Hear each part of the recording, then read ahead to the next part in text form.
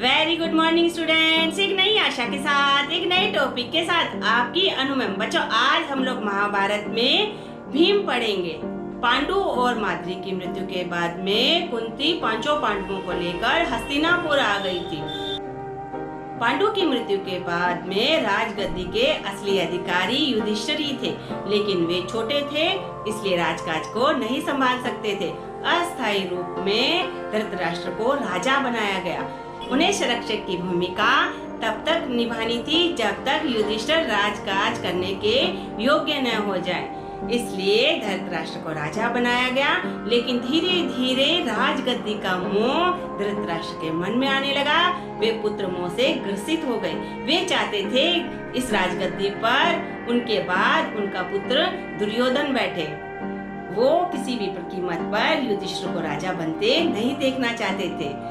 धृतराष्ट्र दुर्योधन को ही राजगद्दी पे बिठाना चाहते थे, इसलिए उन्होंने अपने साले शकुनी को हस्तिनापुर बुलाया और उन्होंने कौरवों की परवरिश का जिम्मा शकुनी मामा पर डाल दिया। शकुनी बचपन से ही बच्चों के बीच में शत्रुता के बीज बोने लगे। वे दिन भर पांडवों के खिलाफ कौरवों के मन में जहर के बीज बोते रहे। इस प्रकार से दोनों के बीच में शत्रुता पनपने लगी।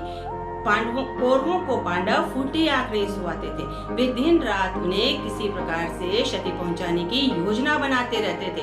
मामा शकुनी ने बताया, जब तक पांचों पांडव मिल के रहेंगे वे एक बड़ी ताकत है। जिस प्रकार पांचों अंगुलियां मिलकर मुट्ठी बनाती है, उसी प्रकार से पांचों पांडव मिलकर एक बड़ी ताकत है। हमें यदि इस ताकत को तोड़ना है तो एक एक अंगुली को धीरे धीरे काटना होगा, यानी एक एक पांडव का अंत करना होगा।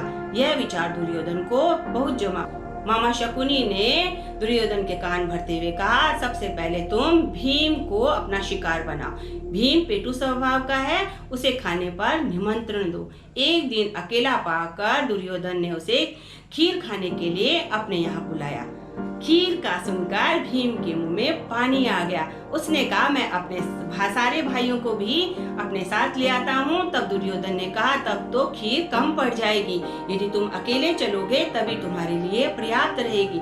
यह सुनकर भीम के मन में लालच आ गया। वह दुर्योधन के साथ गया और उसके पास बैठकर पूरा खीर का दोना उसने पूरा अकेले ही खत्म कर डाला। खीर में विष मिला था।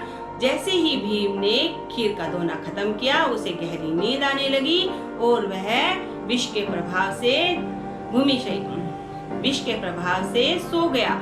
जैसे ही भीम पर विष का प्रभाव हुआ, उसे गहरी नींद आने लगी। जैसे ही उसे गहरी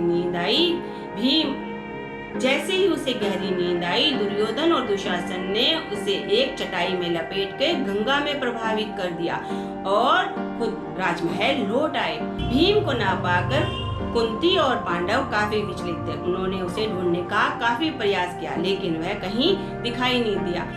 भीम को जब गंगा में डाल दिया तो वह गहराई में पहुंचा। वह नागलोक में पहुंच गया।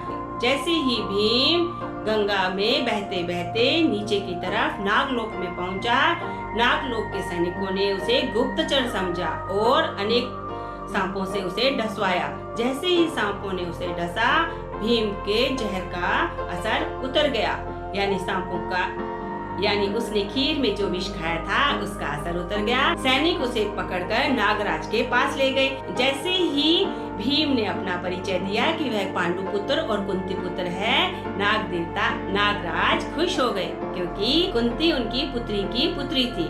तब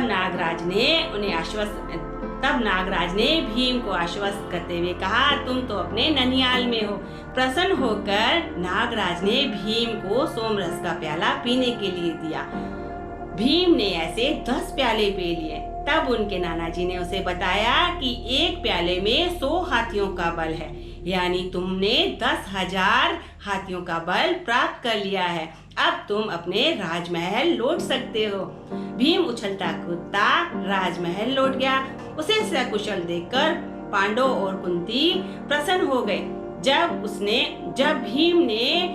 जब भीम ने बताया कि दुर्योधन और दुशासन ने मिलकर उसे विष से भरी खीर खाने के लिए दी और जब वह बेहोश हो गया तो उसे गंगा में डाल दिया, किस प्रकार से वह नागलोक में पहुंचा और अपने नाना जी से मिला है और किस प्रकार से उसने 10,000 हाथियों का बल प्राप्त किया है। यह सुनकर कुंती काफी प्रसन्न हुई, लेकिन उसने अपनी सौगंध देते हुए कहा कि तुम यह बात राजमहल से बाहर नहीं बताओगे, तुम यह बात अब राजमहल से बाहर नहीं निकालोगे। यह बात हमारे बीच में ही रहेगी, क्योंकि घर की बात घर में रहे तभी अच्छा है। यह बात सुनकर भीम ने अपनी माता को वचन दिया और युधिष्ठिर ने कहा, तुम भी दुर्योधन और दुशासन के प्रति मन में किसी प्रकार का द्वेष नहीं पालोगे। यह सब उनके मामा की करनी है, यानी मामा उनके कान भरते हैं, इसलिए दुर्योधन और दुशासन ऐसा करते हैं। इस प्रकार से भीम ने दुर्योधन के इस कुकर्म को भी क्षमा कर दिया और उनके साथ घुल मिलकर खेलने लगा। तो बच्चों, आपको यह जानकारी कैसी लगी? यदि आपको मेरा यह प्रयास अच्छा लगता है तो आप मेरे वीडियो को लाइक कीजिए, कमेंट कीजिए और शेयर करना मत भूलिए, क्योंकि धार्मिक ग्रंथों और धार्मिक कथाओं के बारे में जानना बड़े ही सौभाग्य की बात है। धन्यवाद।